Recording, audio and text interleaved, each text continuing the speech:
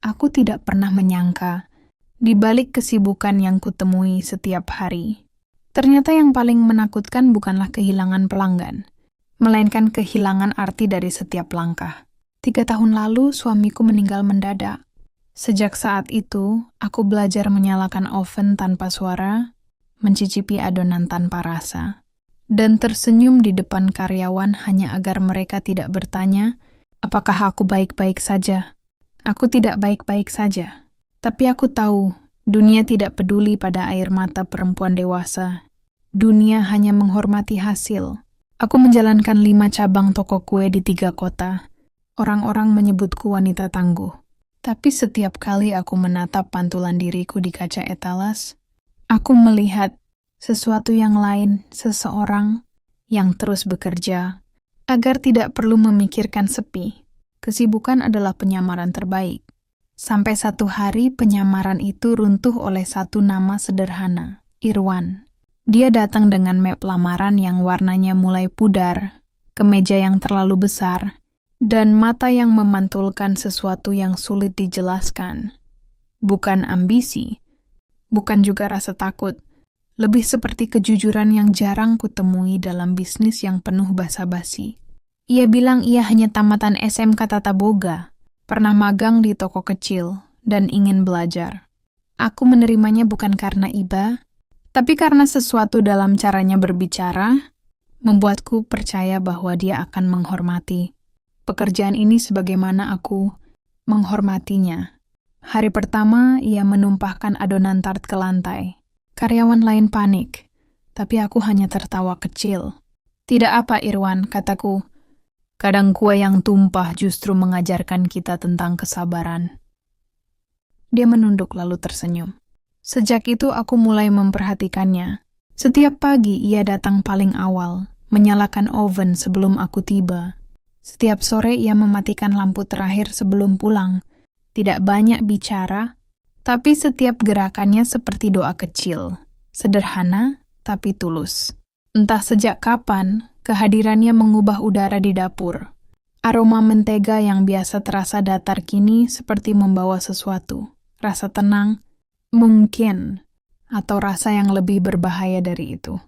Aku mencoba menyangkalnya. Aku bilang pada diri sendiri, aku hanya kagum pada ketelitiannya, pada caranya memperlakukan setiap bahan seolah mereka hidup. Tapi setiap kali matanya tak sengaja menatapku, dan aku melihat pantulan diriku di sana, aku tahu, bukan itu alasannya. Mungkin karena di balik wajah mudanya, aku melihat bayangan seseorang yang dulu pernah membuatku merasa hidup. Mungkin juga karena selama ini aku terlalu lama berjalan sendirian. Suatu sore aku memanggilnya ke ruang kerja. Aku bermaksud membahas laporan penjualan. Tapi begitu ia masuk, aku kehilangan arah. Duduklah, kataku. Lalu hening panjang menyelimuti ruangan itu. Akhirnya aku berkata, kau tahu Irwan, dalam hidup kadang hal yang paling sederhana bisa disalahartikan. Ia menatapku dengan mata yang jujur. Itu mata yang sama, yang dulu membuatku memberinya pekerjaan. Saya tahu, Bu, katanya perlahan. Dan saya tidak ingin membuat ibu sulit. Aku menunduk. Kau tidak membuatku sulit, Irwan. Dunia ini yang sulit memahami sesuatu yang tulus. Tidak ada lagi yang kami ucapkan setelah itu. Tapi di antara kata yang tak terucap, ada jarak yang tumbuh. Jarak yang terbuat dari rasa takut dan keinginan yang sama-sama kami sembunyikan. Fitnah datang dari luar, lebih keras dari gosip karyawan. Pesaingku menuduhku mencuri resep. Mereka menyebarkan foto-foto palsu, memotong gambar, mengaitkan namaku dengan Irwan seolah aku menjalankan bisnis dengan cara kotor. Kontrak-kontrak besar dibatalkan. Investor lama menutup pintu tanpa salam. Dalam waktu singkat, kerja keras bertahun-tahun runtuh seperti kue spons yang kehilangan udara. Aku marah, kecewa, tapi yang paling besar adalah rasa malu. Aku tak tahu harus marah kepada siapa. Pada pesaing yang menfitnahku, pada dunia yang cepat menilai, atau pada diriku sendiri karena diam-diam. Sebagian dari gosip itu tidak sepenuhnya salah. Tidak ada hubungan di antara kami, tapi ada perasaan yang tidak bisa kupungkiri. Dan mungkin itulah dosaku, membiarkan perasaan itu tumbuh di tempat yang salah. Irwan tetap datang setiap hari, bahkan ketika karyawan lain mulai berhenti.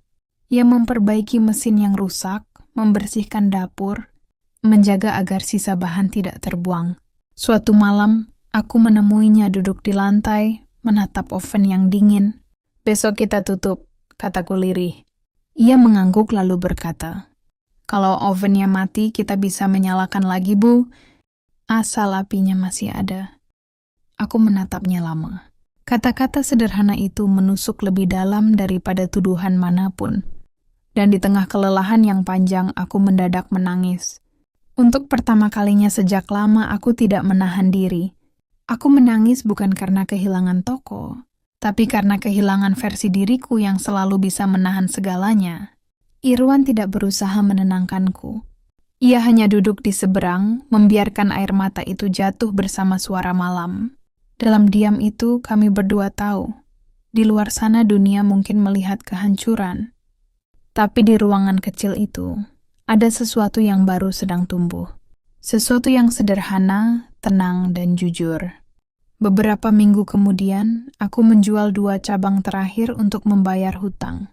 Yang tersisa hanya 1 toko kecil di pinggiran kota, tempat semuanya dulu dimulai. Di sana kami bekerja berdua. Tanpa pegawai, tanpa investor, tanpa nama besar, hanya oven tua, meja kayu, dan rasa yang tidak pernah benar-benar hilang. Kami menamai toko itu Kue Hati. Aku yang menulis huruf pertamanya di kaca jendela. Irwan menambahkan titik di akhir tulisan. Ia tertawa kecil. Supaya orang tahu setiap hati butuh titik berhenti. Aku menatapnya, lalu tersenyum. Atau titik mulai. Hari-hari berikutnya berjalan sederhana. Kami bekerja dari pagi hingga malam, melayani pelanggan yang datang karena aroma, bukan karena nama. Beberapa pelanggan lama mengenaliku, tapi tak lagi menyinggung masa lalu. Mereka hanya berkata, "Kuenya sekarang rasanya lebih hangat." Mungkin karena di setiap adonan, ada sebagian kecil hatiku yang kubiarkan larut. Suatu malam Irwan datang membawa amplop.